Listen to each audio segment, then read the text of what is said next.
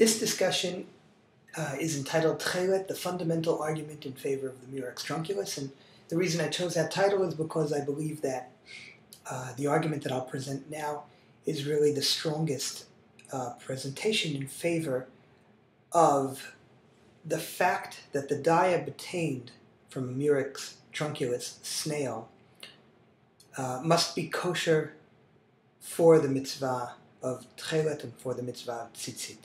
I chose my words carefully. What I'm going to do is present three sources, and then afterwards a few finds, archaeological finds, fairly recent, that I think will, taken together, these should, in my opinion at least, present a very strong case that, once again, the dye obtained from a Murex trunculus snail should be kosher for the mitzvah of tzitzit and for the mitzvah of Tekhelet. So to start again on the very fundamental level,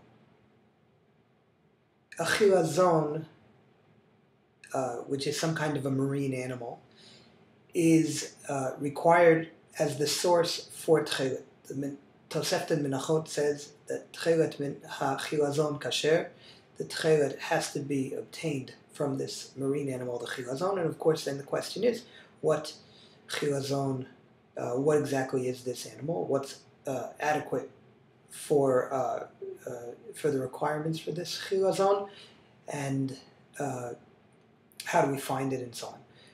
The first to deal with this question in the modern times, in modern times I mean let's say in the last 150 to 170 years, was Rav Yisrael Lifshitz, the Tiferet Israel.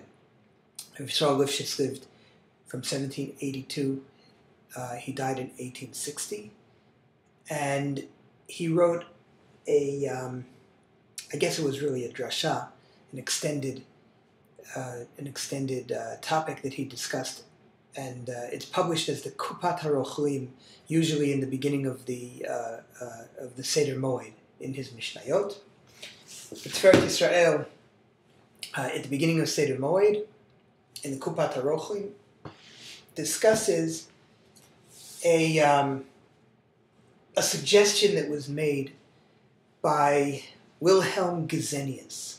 Gesenius was a biblical scholar, a Christian, German Christian biblical scholar, who wrote a dictionary, a Hebrew dictionary of biblical terms and biblical words, very strongly relying on comparison with other Semitic languages. Gesenius lived pretty much contemporary with the Tiferet Yisrael.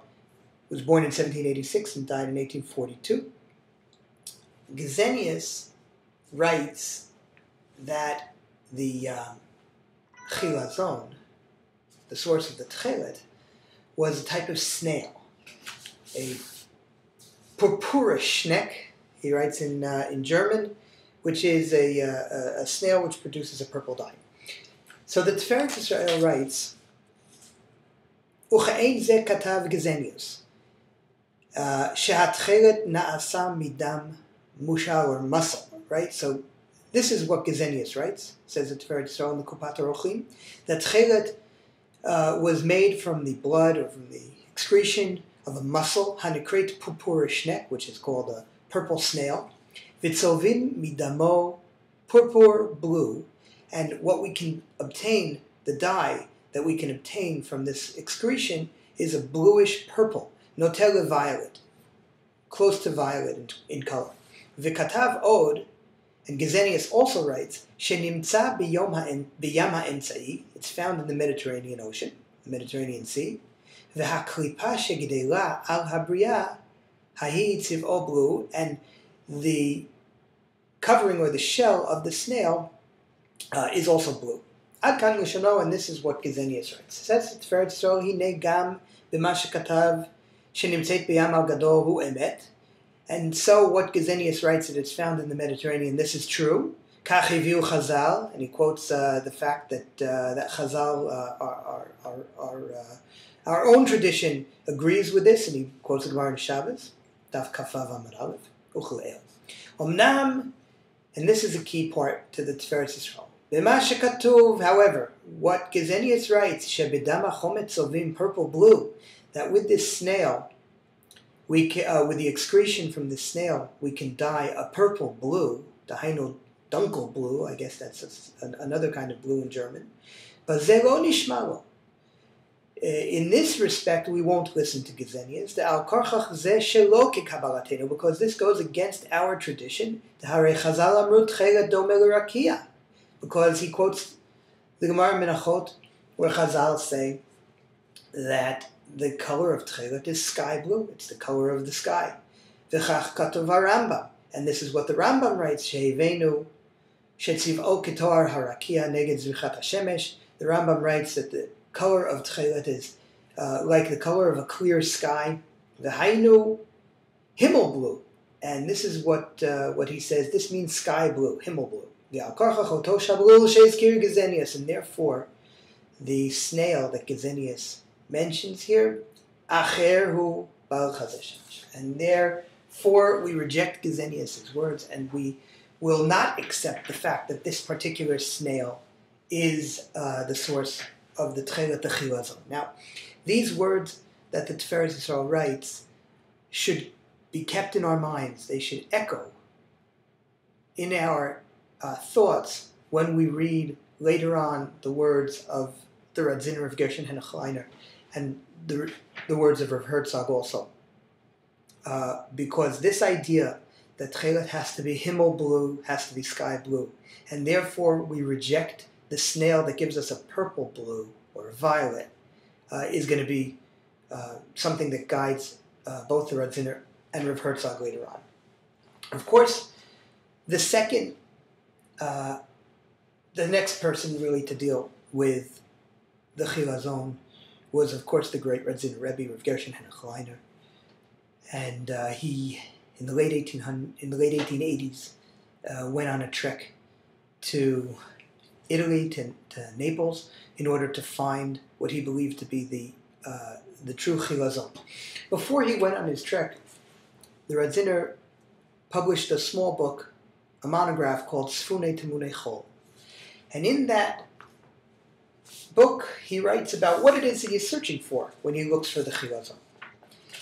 What is it that he's looking to find? And he gives quite a number of criteria and discussions, but essentially at the end of the day, he drops all of the criteria down really to just one or two or maybe three fundamental things that he's looking for. And so the Radziner writes, Im achar hachipus, if after our search, nasig yadeinu limtso dam eze min chilazon sheyiyeh, and we can find any secretion of any chilazon, of any sea creature, we'll call it, shenuchal litzpoa bo tzeva haTekhelet, that with it we can dye a color, the color of Tekhelet, the dye of Tekhelet, tzeva omedet biofya velo tishtaneh, a dye which will be fast, steadfast, and will not change. Vadai yachol lekayem mitzvat Tekhelet below shum safek. With this, we will be able to fulfill the mitzvah of Tekhelet without any doubt. Okay, once again, the Radziner is looking for a Chilazon. Let's assume that that's a marine sea creature. The bottom line that we need from that sea creature is that it has to give us a dye that's the color of Tekhelet, tzeva haTekhelet, and it has to be tzeva omedet biofya, a steadfast dye that will not fade. So too Rav Herzog. Rav Herzog was quoted in Rav Borstein's book, HaTekhelet, where some of Rav Herzog's writings, HaTekhelet b'Yisrael, were collected. Rav Borstein brings down Rav Herzog writing the exact same idea that Rav Herzog brought, that the Radziner brought down. And here is Rav Herzog quoted, Muvan me'elav, it is obvious, it is self-evident, ki hachipus achar chilazon shel Tekhelet, that when searching for this Chilazon, this specific marine creature that can give us a Tekhelet, זקוק הוא במידה מרובה להגדרת מראה התכלת. Well, of course, it's dependent very, very much on what exactly is the color of Tekhelet, what Tekhelet looks like. Chilazon shemotzi tzeva shemar'ehu mar'eh Tekhelet. And when we find a sea creature, a chilazon, that gives us a dye whose color is the color of Tekhelet, harei zeu chilazon shanu mevakshim, that has to be and will necessarily be the chilazon that we are searching for. Okay, so these arguments again. We're looking for a chilazon, a sea creature. We know more or less what it is that we're looking for in terms of the color of Tekhelet. Let's assume for now that it's sky blue. We can even be more specific based on some other Gemaras, which we won't get into, that Tekhelet is the exact color of indigo, right? Because of the fraudulent dye, kala ilan, which was the color of indigo. So the fraudulent dye, which was indistinguishable from Tekhelet, also has to be that same color, of course, which is indigo, or the color of the clear blue sky. So we're looking for a marine creature that can give us a dye, and that can give us a dye which is the color of the sky, and which is steadfast and doesn't fade. If we find that, the sea creature must necessarily be then kosher for giving for the Tekhelet that we're looking for Tekhelet for tzitzit. Now, why is that? The reason is a logical step, a logical process that both the Radziner, Rav Gershon Henoch, and Rav Herzog felt was necessary that comes out of this, and that forces us to give these minimum basic criteria. And what are they? The argument goes that since there is a fraudulent dye, kala ilan, that was plant-based, that looked identical to the Tekhelet, and Chazal very strongly warn us that we are not allowed to use kala ilan, that this kala ilan is absolutely unacceptable for Tekhelet, then the argument would go as follows. If there is another source that can give us a dye which is identical to Tekhelet, but is unacceptable, is not kasher, is not kosher, then Chazal should have warned us against using it. Just like they warned us against using the plant-based indigo dye, kala ilan. Well, they would have to have warned us against using this other source for Tekhelet. This is the argument that the Radziner and Rav Herzog make, and therefore they say there's only one of two possible things that you can learn or that you can derive if you have a source, a marine source, which gives you a blue dye that's the color of Tekhelet, the color of the sky, and that's steadfast. So let's say it doesn't wear out, it doesn't wash out with water or soap. Well, if you have a source like this, then one of two things has to be true. Either it's the only source. This is the only source from which you can get a dye like this. In which case, Chazal didn't have to warn us against anything else, because that's all there is.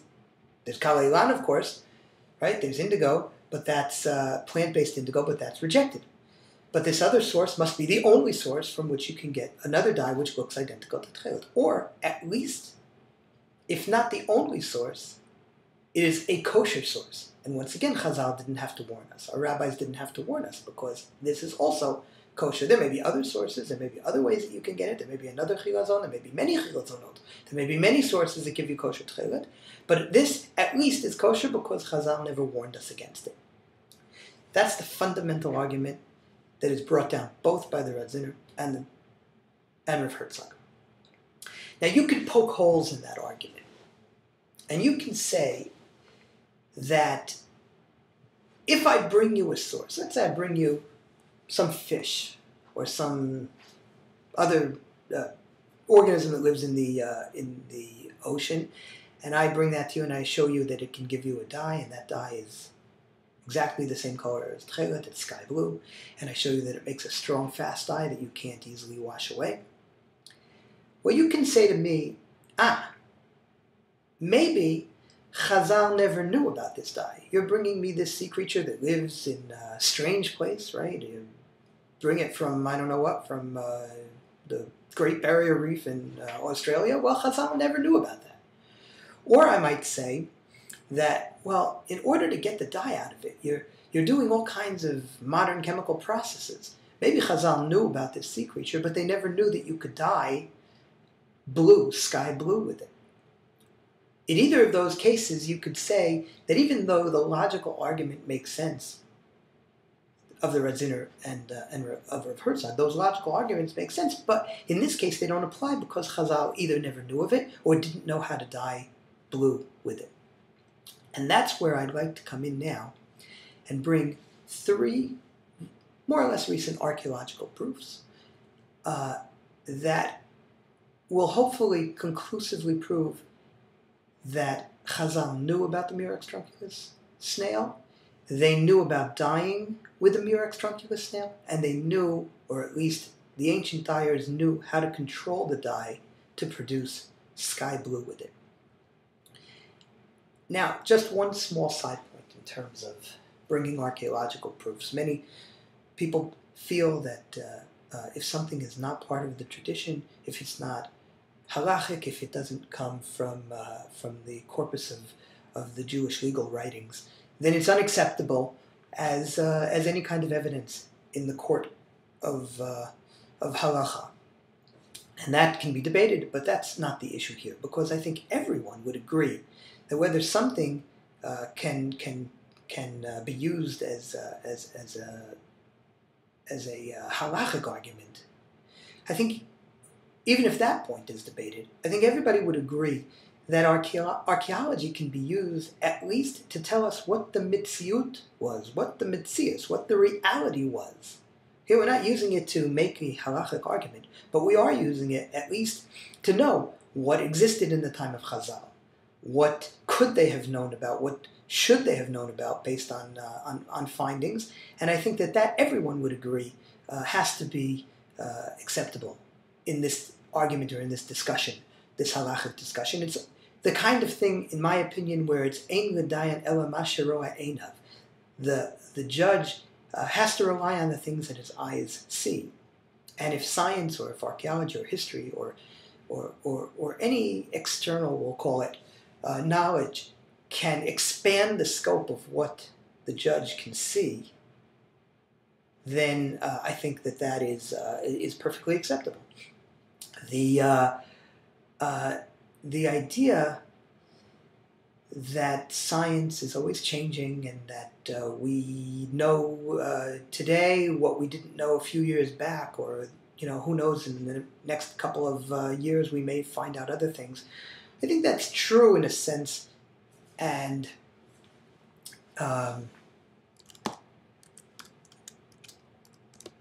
since it is true that science and scientific knowledge changes, I think that should lead us to a healthy dose of skepticism. We should be very, very careful about what it is that we're seeing, and is it accurate?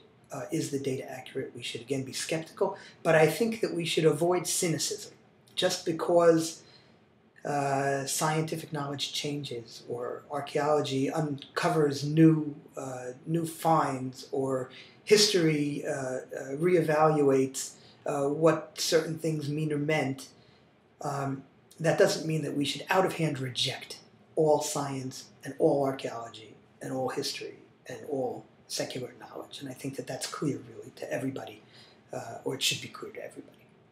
So the 3 finds that I'd like to share with you. The first of them is some shells that were found in a dig on Har Zion in Jerusalem, in Yerushalayim. These shells, the dig, first of all, was run by Professor Shimon Gibson, and we're talking about over really the last few years, maybe 2008, 2009, 2010. He and his group excavated a portion of Har Zion, a portion of Zion, of Mount Zion, which they believe were the dwelling places, were the quarters, a neighborhood which housed Kohanim priests. The dig dates to the first century, Uminyanam, the first century of the Common Era. And so we're talking about the time before the Churban, before the destruction of the Second Temple, before the destruction of Bayit Sheni. And we're talking about a time when the temple still existed, when the Beis HaMikdash still existed. And what you can see from some of these pictures that I'm showing you are snails that were found, a few tens of snails that were found in this area, presumably in the houses where Kohanim, where the priests lived. And as you can see, these are Murex trunculus shells. Now, these shells had to be brought, of course, from the ocean, from the Mediterranean where they live. We can make hasharot. We can make certain assumptions or try to think about why they were brought here. Maybe one of the reasons is that the Kohanim, the priests, would have been the ones, since the main consumer of Tekhelet would have been the temple itself, would have been the Beit HaMikdash. That's where most of the Tekhelet would have been used, whether in the Big Day Kahuna, in the priestly garments, or in many other things in the temple that required Tekhelet. But it would have been natural that the Kohanim would have been the ones who dealt with the Tekhelet and brought it. And they may have also, since they were bringing the Tekhelet up from the ocean, from the shore, since they were bringing it up from the dyers who did what they did on the shores of the Mediterranean, once they were bringing it up, they probably would have also been the ones who naturally would have sold Tekhelet for the general population who wanted it for their tzitzit. This is all, of course, just an assumption. There's no reason to believe it. But one thing you can see is that these shells, dated from the first century, from the time of the Beit HaMikdash in Yerushalayim, I think clearly show that Chazal had to have been aware of these snails. They had to have been aware that there was such a thing as a Murex trunculus, and that, I think, is an absolute that we can determine from the fact that tens of these snails are found in Yerushalayim in the times of Chazal and the times of the Mishnah, times of the Tanaim. The second thing that I'd like to share with you now is a picture of a piece of fabric, and this was recently made very, very popular by Professor Tzvi Koren of the Shenkar Institute, the Shenkar College of Fibers. The find itself was found on Masada maybe 40 years ago by Yigal Yadin, but it pretty much sat in a drawer, probably, I guess, in the Rockefeller Museum somewhere, until Tzvi Koren systematically, who went through all of the fabrics that were found on Masada, and he rediscovered, I guess, if you would say, this particular fabric. And what you can see is a cloth fabric with a little band of deeply, darkly colored blue wool that's embroidered onto it. This wool was analyzed.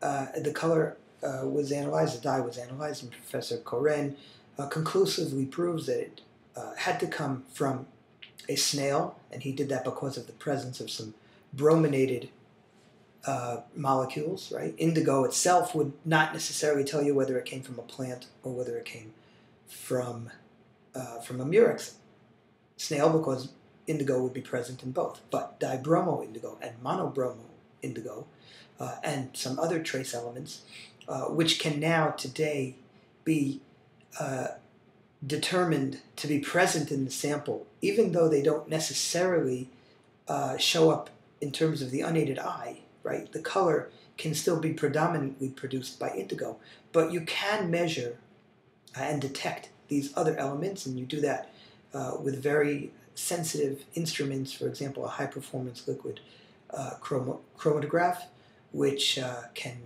very, very carefully and sensitively measure other things that are present.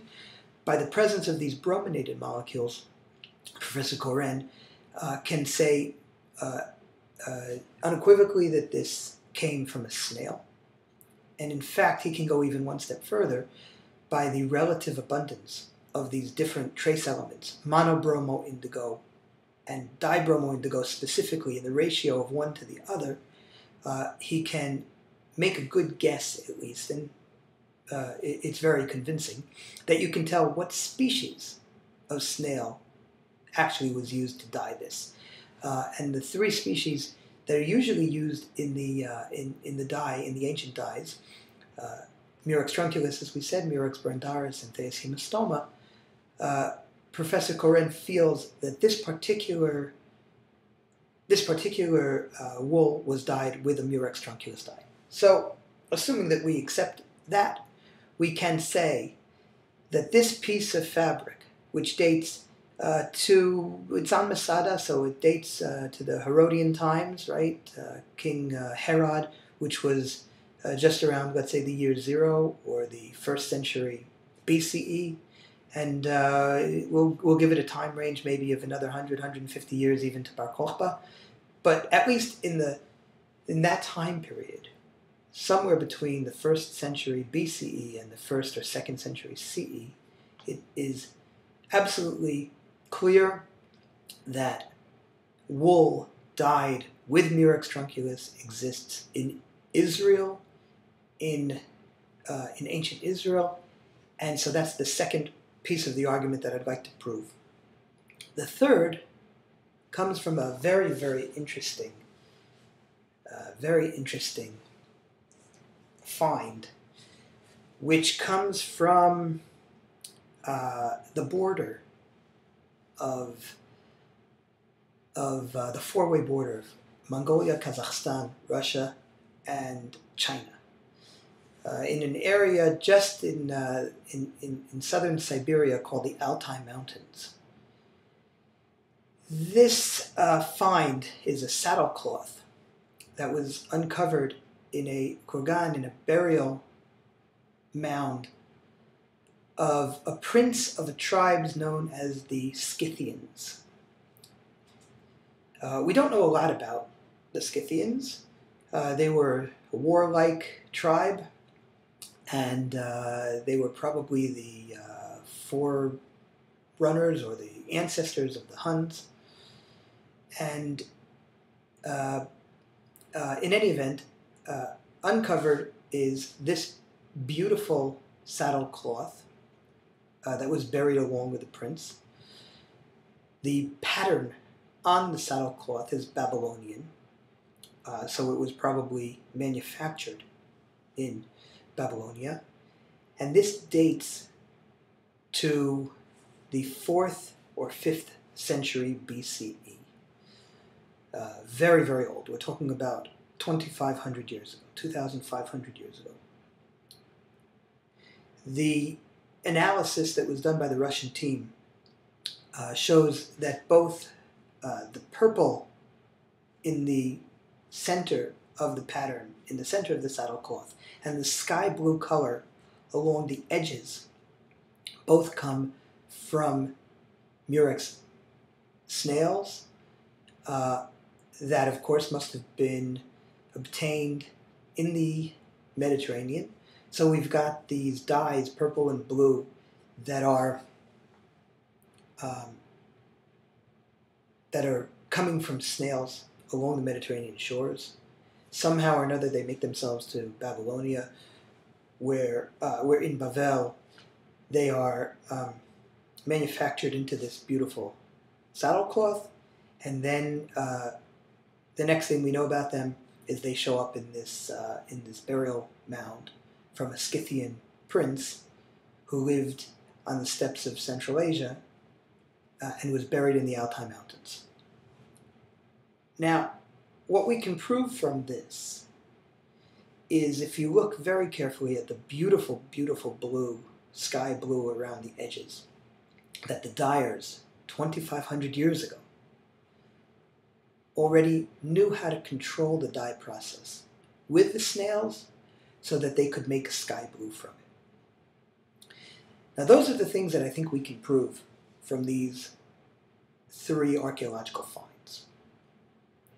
Taken all together, they prove that Chazal had to have known about the Murex trunculus snail.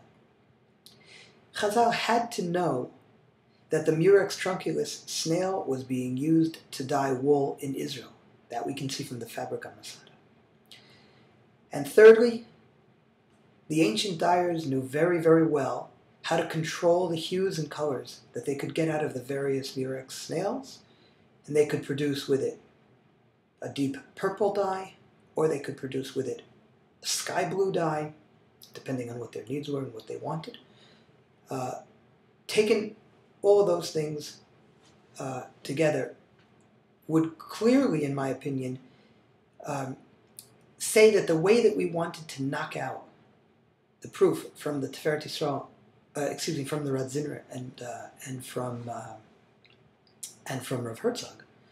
So again, let's go back and see what it is that we said. We originally said that the Radziner and Rav Herzog say any marine organism, any snail, we'll call it that, a Chilazon, that can give you a sky blue color that is steadfast and does not fade, has to be kosher for Tekhelet, for the dye, for the tzitzit, for the Tekhelet.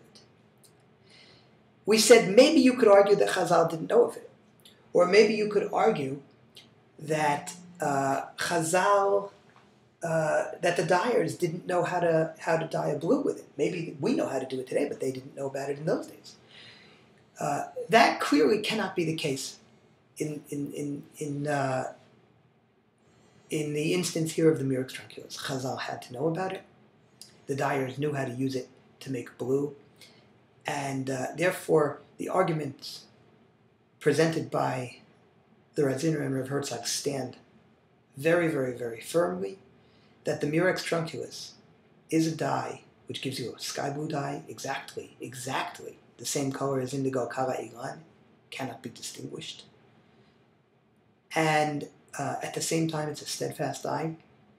The fabric on Masada is 2,000 years old.